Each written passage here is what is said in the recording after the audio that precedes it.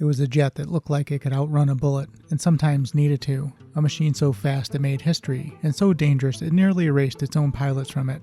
This is the story of the Lockheed's XF-104 Starfighter, the missile with the man in it.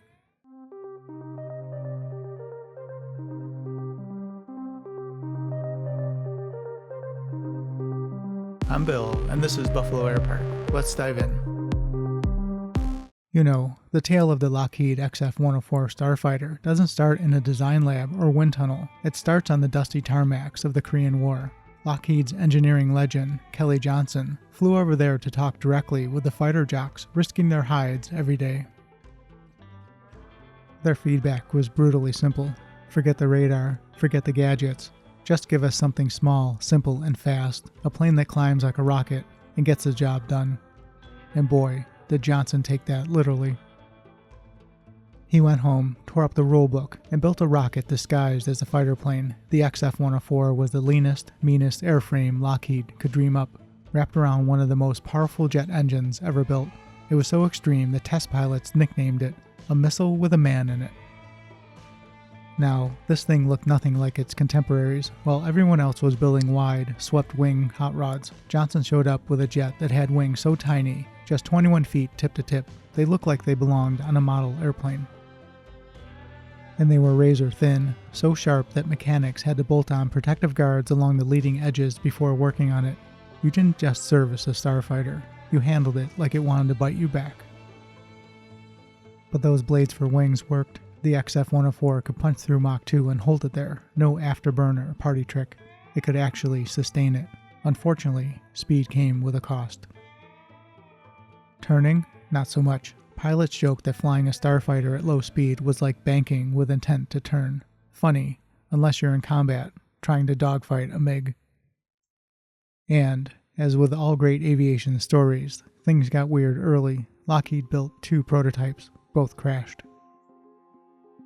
The first mishap happened when test pilot Herman Fish Salmon, yes Fish, was testing the new M61 Vulcan cannon. Mid-flight, the vibrations blew off the lower ejection hatch at 47,000 feet. The cabin depressurized instantly, his pressure suit ballooned like a parade float, and he couldn't see anything.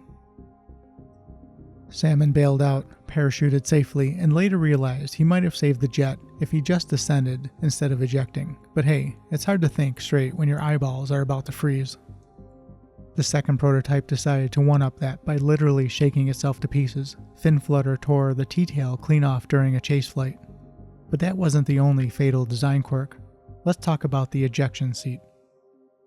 See, Lockheed's engineers worried that ejecting upward would send the pilot straight into that enormous vertical tail, so they came up with a brilliant idea. Eject downward. Yep, straight through the floor.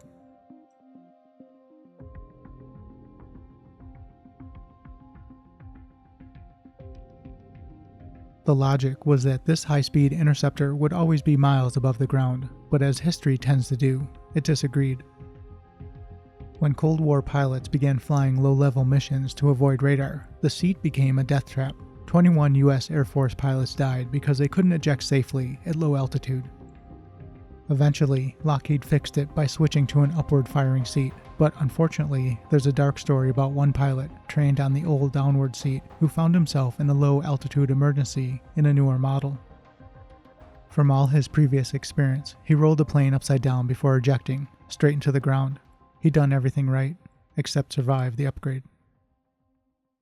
Now, the F-104 that followed went on to earn some of aviation's most notorious nicknames: the Widowmaker, the Flying Coffin, the Lawn Dart, the Aluminum Death Tube. The Germans lost nearly a third of their fleet, Canada lost almost half. Some nations practically bought the world's fastest lawn dart collection, and yet the aircraft itself wasn't bad. It was just brutally unforgiving. You didn't just fly it, you negotiated with it. And if that wasn't dramatic enough, there's the scandal. Lockheed sold the Starfighter all over the world, but not always on its aerodynamic merits.